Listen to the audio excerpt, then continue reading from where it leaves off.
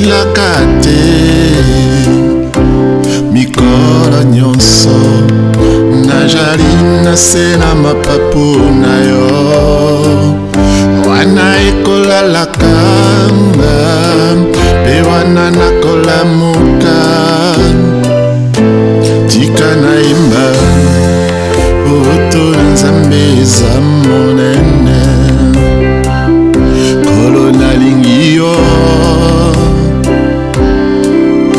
pwete ngolu na yo esilaka te mikolo nyonso nazali nase na mapapu na yo wana ekolalaka mpe wana nakolamuka tika nayemba oto nzambe eza monene omoi na ngai ozali ndeko na bolingo bomoi na ngai oza malamu malamu ya bomoi na ngai mpe na mpema na ngai nyonso nga nakoyemba boboto na yo Yesu Kristu na bomoi na ngai ozali ndeko na bolingo na bomoi na ngai oza malamu malamu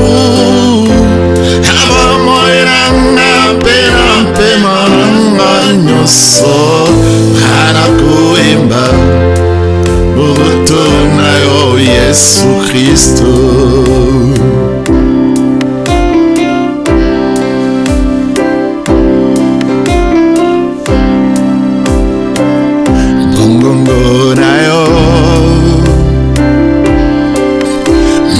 teringata na kati ya moto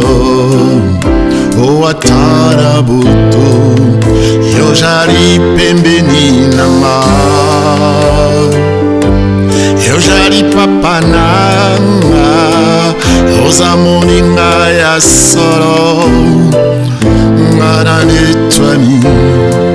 na boboto na yo Yesu Kristu na yo nobateringata na kati ya moto oatala butu yozali pembeni nanga yozali papa nanga oza moninga ya solo nanetwami na boboto na yo Yesu Kristu na bomoi na ngai ozali ndeko na bolingo na bomoi na ngai oza malamu malamu na bomoi na ngai mpe na mpema na ngai nyonso nga nakoyemba boboto na yo Yesu Kristu na bomoi na ngai ozali ndeko na bolingo na bomoi na ngai oza malamu malamu na bomoi na ngai mpe na mpema na ngai nyonso nga nakoyemba boboto na yo Yesu Kristu pwete ngolu na yo eshari elongo nanga mpe boboto na yo ekokambanga ntango nyonso atala kweito na telemi